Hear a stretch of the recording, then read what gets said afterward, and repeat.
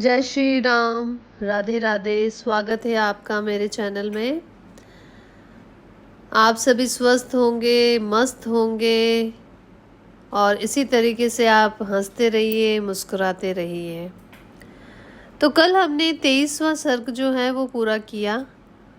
आज हम 24वां सर्ग प्रारंभ करेंगे। तो अब सुनिए आप सभी 24वां सर्ग के 24वें सर्ग में आगे विश्वामित्र जी जो हैं वह भगवान श्री राम और लक्ष्मण को गंगा पार होते ही किस विषय में उनसे प्रश्न करते हैं और उनका कारण क्या उनसे बताते हैं। तो सुनिए आप 24वां सर्ग। तदंतर निर्मल प्रभात काल में नित्य कर्म से निवृत्त हुए विश्वामित्र जी को आगे करके शत्रु दमन वीर श्री राम और लक्ष्मण गंगा नदी के तट पर आए। उस समय उत्तम व्रत का पालन करने वाले उन पुण्य श्रम निवासी महात्मा मुनियों ने एक सुंदर नाव मंगवाकर विश्वामित्र जी से कहा, महर्षि, आप इन राजकुमारों को आगे करके इस नाव पर बैठ जाइए और मार्ग को निर्विघ्नता पूर्वक तय कीजिए, जिससे विलंब न हो। विश्वामित्र जी ने बहुत अच्छा कहकर उन महर्षियों की सराहना की और वे श्री राम तथा लक्ष्मण के साथ समुद्रगामिनी गंगा नदी को पार करने लगे। गंगा की बीच धारा में आने पर छोटे भाई सहित महातेजस्वी श्री राम को दो जलों के टकराने की बड़ी भारी आवाज सुनाई देने लगी। यह कैसी आवाज है, क्यों तथा कहां से आ रही है, इस बात को निश्चित रूप से जानने की इच्छा उनके भीतर जाग उठी। तब श्री राम ने नदी के मध्य भाग में मुनिवर विश्वामित्र से पूछा, जल के परस्पर मिलने से यहाँ ऐसी तुमुल ध्वनि क्यों हो रही है। श्री रामचंद्र जी के वचन में इस रहस्य को जानने की उत्कंठा भरी हुई थी।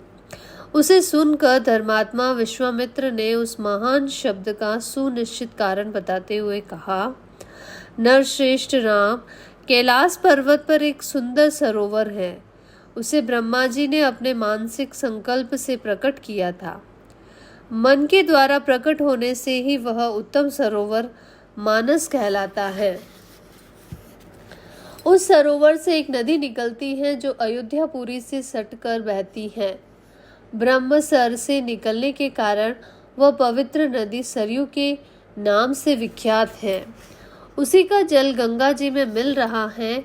दो नदियों के जलों के संघर्ष से ही ये भारी आवाज हो रही है, जिसकी कहीं तुलना नहीं है।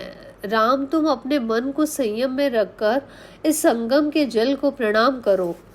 यह सुनकर उन दोनों अत्यंत धर्मात्मा भाइयों ने उन दोनों नदियों को प्रणाम किया और गंगा के दक्षिण किनारे पर उतरकर वे दोनों बंधु जल्दी जल्दी पैर बढ़ाते हुए चलने लगे। उस समय इक्ष्वाकु नंदन राजकुमार श्री राम ने अपने सामने एक भयंकर वन देखा, जिसमें मनुष्य के आने जाने का कोई चिन्ह नहीं था। उसे देखकर उन्होंने मुनिवर विश्वामित्र से पूछा, गुरुदेव, यह वन तो बड़ा ही अद्भुत एवं दुर्गम है। यहाँ चारों ओर झिल्लियों की झनकार सुनाई देती है। भयानक हिंसक जंतु भरे हुए हैं। भयंकर बोली बोलने वाले पक्षी सब और फैले हुए हैं। नाना प्रकार के विहंगम भीषण स्वर में चहचहा रहे हैं। सिंह, व्याघ्र, सुआ और हाथी भी इस जंगल की शोभा बढ़ा रहे हैं। धव, अश्व, कर्ण, ककुंभ, बैल, तेंदु, पाटल तथा बैर के वृक्षों से भरा हुआ यह भयंकर वन क्या है, इसका क्या नाम है। तब महातेजस्वी महामुनि विश्वामित्र ने उनसे कहा, वत्सः कुकुत्सनंदन, यह भयंकर वन जिसके अधिकार में रहता है उसका परिचय सुनो। नरश्रेष्ठ, पूर्व काल में यहाँ दो समृद्धिशाली जनपद थे, मलद और कुरुष। ये दोनों देश देवताओं के प्रयत्न से निर्मित हुए थे। राम, पहले की बात है कि वृत्रासुर का वध करने के पश्चात देवराज इंद्र मल से लिप्त हो गए। क्षुधा ने भी उन्हें धर दबाया और उनके भीतर ब्रह्म हत्या प्रविष्ट हो गई। तब देवताओं तथा तपोधन ऋषियों ने मलिन इंद्र को यहाँ गंगा जल से भरे हुए कलशों द्वारा नहलाया तथा उनके मल को छुड़ा दिया। इस भूभाग में देवराज इंद्र के शरीर से उत्पन्न हुए मल और कारुष को देखकर देवता लोग बड़े प्रसन्न हुए। इंद्र पूर्ववत निर्मल, क्षुधाहीन एवं शुद्ध हो गए। तब उन्होंने प्रसन्न होकर इस देश को यह उत्तम वर प्रदान किया, ये 2 जनपद लोक में मलद और कुरुष नाम से विख्यात होंगे। मेरे अंग जनित मल को धारण करने वाले ये दोनों देश बड़े समृद्धिशाली होंगे। बुद्धिमान इंद्र के द्वारा की गई उस देश की वह पूजा देखकर देवताओं ने पाक शासन को बार बार साधुवाद दिया। शत्रुदमन, मलद और करुष ये दोनों जनपद दीर्घ काल तक समृद्धिशाली, धन धान्य से संपन्न तथा सुखी रहे। कुछ काल के अंतर यहाँ इच्छा अनुसार रूप धारण करने वाली एक यक्षिणी आई, जो अपने शरीर में 1000 हाथियों का बल धारण करती है। उसका नाम ताटका है। वह बुद्धिमान सुंद नामक दैत्य की पत्नी है। तुम्हारा कल्याण हो। मारीच नामक राक्षस, जो इंद्र के सम्मान पराक्रमी है, उस ताटका का ही पुत्र है। उसके भुजाएं गोल, मस्तक बहुत बड़ा, मुंह फैला हुआ और शरीर विशाल है। वह भयानक आकार वाला राक्षस यहाँ की प्रजा को सदा ही त्रास पहुंचाता रहता है। रघुनंदन, वह दुराचारिणी ताटका भी सदा मलद और कुरुष इन दोनों जनपदों का विनाश करती रहती है। वह यक्षिणी 1.5 योजन 6 कोस तक के मार्ग को घेर कर इस वन में रहती है। अतः हम लोगों को जिस ओर ताटका वन है उधर ही चलना चाहिए। तुम अपने बाहुबल का सहारा लेकर इस दुराचारणी को मार डालो। मेरी आज्ञा से इस देश को पुनः निष्कंटक बना दो। यह देश ऐसा रमणीय है तो भी इस समय कोई यहाँ आ नहीं सकता है। राम उस असह्य एवं भयानक यक्षिणी ने इस देश को उजाड़ कर डाला है। यह वन ऐसा भयंकर क्यों है, ये सारा रहस्य मैंने तुम्हें बता दिया है। उस यक्षिणी ने ही इस सारे देश को उजाड़ दिया है और वह आज भी अपने उस क्रूर कर्म से निवृत्त नहीं हुई है। तो ये हमारा 24वां सर्ग जो है वो पूरा होता है। सुनिए आप 25वां सर्ग। तो 25वां सर्ग में है कि अपरिमित प्रभावशाली विश्वामित्र मुनि का यह उत्तम वचन सुनकर पुरुष सिंह श्री राम ने यह शुभ बात कही कि मुनि श्रेष्ठ, जब वह यक्षिणी एक अबला सुनी जाती है तब तो उसकी शक्ति थोड़ी ही होनी चाहिए, फिर वह 1000 हाथियों का बल कैसे धारण करती है।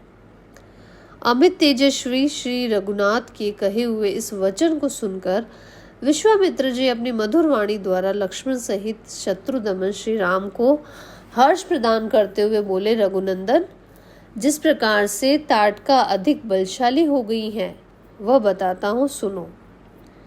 उसमें वरदान जनित बल का उदय हुआ है, अतः वह अबला होकर भी बल धारण करती है,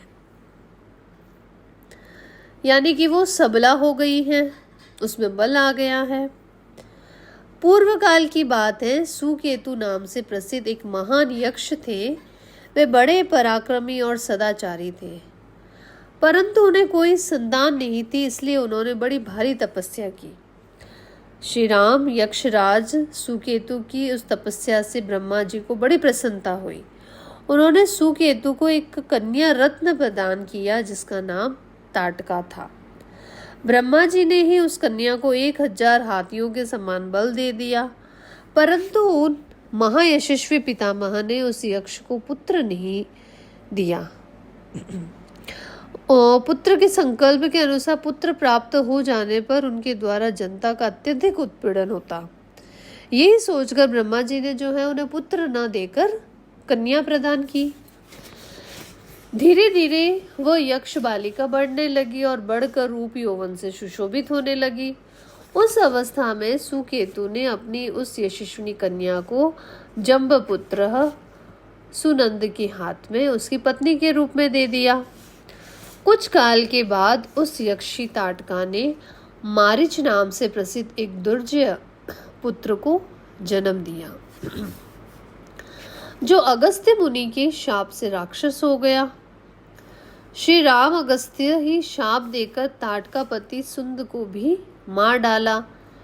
उसके मारे जाने पर ताटका पुत्र सही जाकर मुनिवर अगस्त्य को भी मौत के घाट उतार देने की इच्छा करने लगी।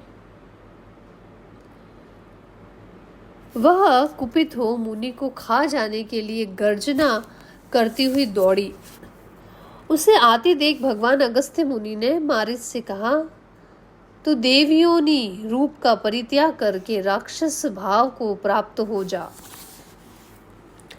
फिर अत्यंत अमर्ष से भरे हुए ऋषि ने ताटका को भी शाप दे दिया, तू विकराल मुख वाली नर भक्षिणी राक्षसी हो जा। तू है तो महायक्षी, परंतु अब शीघ्र ही इस रूप को त्याग कर मेरा भयंकर रूप को धारण कर ले। इस प्रकार शाप मिलने के कारण ताटका का अमर्ष और भी बढ़ गया। वह क्रोध से मूर्छित हो उठी और उन दिनों अगस्त्य जी जहाँ रहते थे उस सुंदर देश को उजाड़ने में लगी रहती। रघुनंदन, तुम गौओं और ब्राह्मणों का हित करने के लिए दुष्ट पराक्रमी इस परम भयंकर दुराचारिणी यक्षी का वध कर डालो। रघुकुल को आनंदित करने वाले वीर, इस श्रापग्रस्त ताटका को मारने के लिए तीनों लोकों में तुम्हारे सिवा दूसरा कोई पुरुष समर्थ नहीं है। नरश्रेष्ठ, तुम स्त्री हत्या का विचार करके इसके प्रति दया न दिखाना। एक राजपुत्र को चारों वर्णों के हित के लिए स्त्री हत्या भी करनी पड़े तो उसे मुंह नहीं मोड़ना चाहिए। प्रजापालक नरेश को प्रजाजनों की रक्षा के लिए क्रूरता पूर्व तथा क्रूरता रहित पातक युक्त अथवा सदोष कर्म भी करना पड़े तो कर लेना चाहिए। ये बात उसे सदा ही ध्यान में रखनी चाहिए। जिनके ऊपर राज्य के पालन का भार है उनको तो यह सनातन धर्म है। कुकुत्स कुल नंदन, ताटका महापापिनी है, उसमें धर्म का लेश मात्र भी नहीं है, अतः उसे आप मार डालो। नरेश्वर, सुना जाता है कि पूर्व काल में विरोचन की पुत्री मंथरा सारी पृथ्वी का नाश कर डालना चाहती थी। उसके इस विचार को जानकर इंद्र ने उसका वध कर डाला। श्री राम प्राचीन काल में शुक्राचार्य की माता तथा भृंगु की पतिव्रता पत्नी त्रिभुवन को इंद्र से शून्य कर देना चाहती थी। यह जानकर भगवान विष्णु ने उनको मार डाला। इन्होंने तथा अन्य बहुत से महामनस्वी पुरुष प्रवर राजकुमारों ने पापचारिणी स्त्रियों का वध किया है। नरेश्वर, अतः तुम भी मेरी आज्ञा से दया अथवा घृणा को त्याग कर इस राक्षसी को मार डालो। तो इस प्रकार वाल्मीकि निर्मित आर्ष रामायण के आदि काव्य की बालकांड में हमारा 25वां सर्ग जो है वो पूरा होता है। तो कल हम जो है 26वां सर्ग प्रारंभ करेंगे। तो 26वें सर्ग में आप सुनिएगा कि राम द्वारा ताटका का वध किस प्रकार से किया गया। आपका दिन मंगलमय हो, आप सभी स्वस्थ रहें आशा करती हूँ। धन्यवाद। चैनल को लाइक, सब्सक्राइब और शेयर आप ज़रूर करें। राधे राधे।